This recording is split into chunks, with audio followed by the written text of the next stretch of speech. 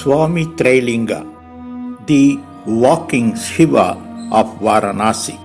Carl Jung says that a miracle is something that arouses man's wonder precisely because it seems inexplicable.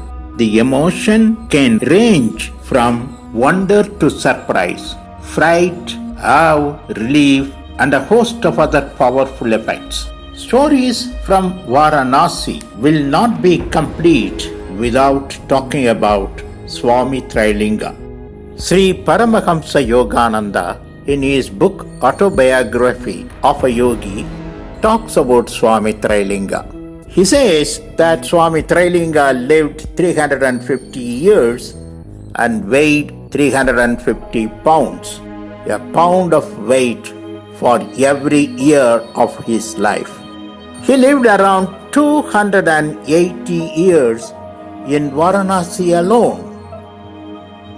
Panchaganga Ghat is more famous for Swami Trailinga. In the scorching sun of Kasi, this naked Swami will be sitting on the frying pan like hot stone steps of Ganges.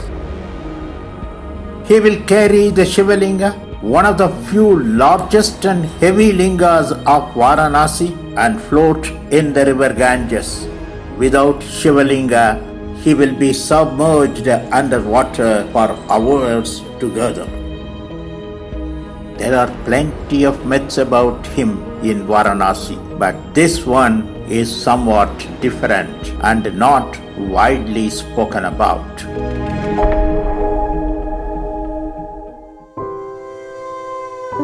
There was a South Indian lady living in Varanasi. She had a desire of feeding 1,000 Brahmins and reap the benefits of such a great deed. There is an issue that you should find 1,000 Brahmins and all of them should be Vedic scholars, and then cook and feed them, and at the end you have to give some dhanam also to all 1,000 of them. This was not a small task, a mammoth one indeed, costing heavy exchequer.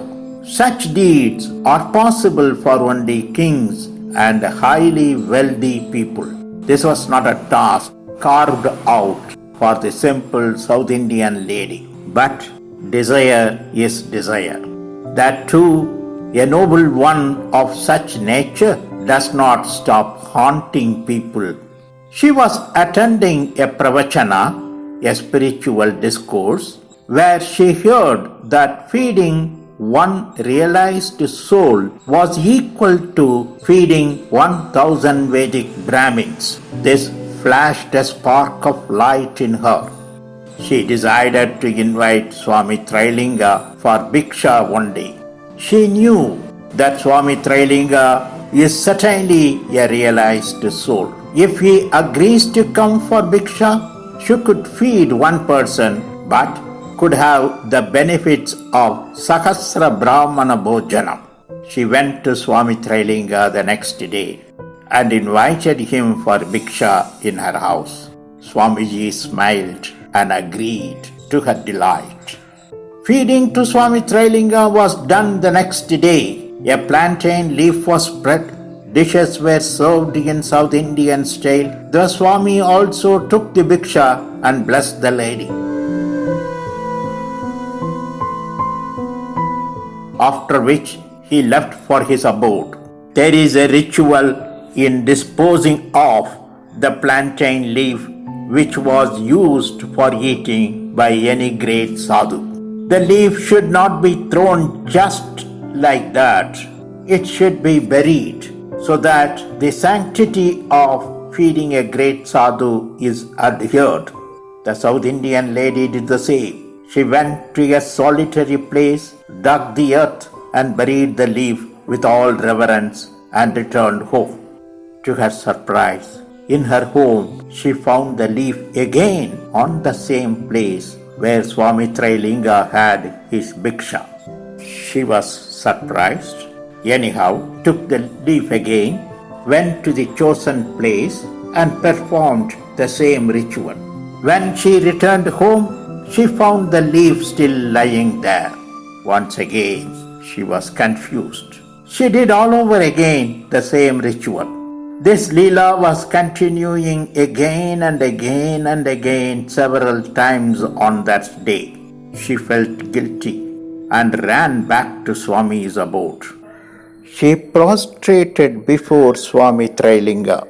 Tears were welling up from her eyes, and she said that, Swamiji, I did not know what sin had I committed. The leaf where you ate the food is not disposing of. I take and bury it, but when I come home, one more leaf appears. I am sorry, I do not know what sin had I committed. You have to save me.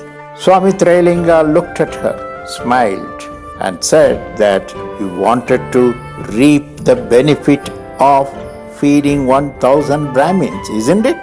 She said, yes, I wanted to reap the benefit of feeding Sahasra Brahmana Bhojanam.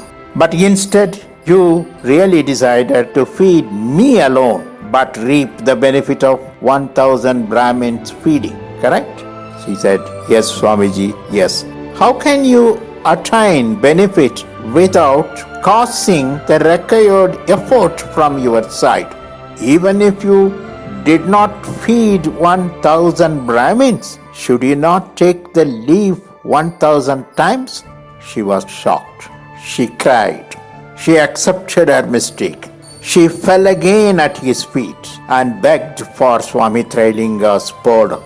Swami Trilinga told, go back now, the leaf will not appear again, and smiled and blessed. She went back and there was no leaf anymore on the place. There are plenty of miracles by Swami Trilinga. This is just one for you all to enjoy.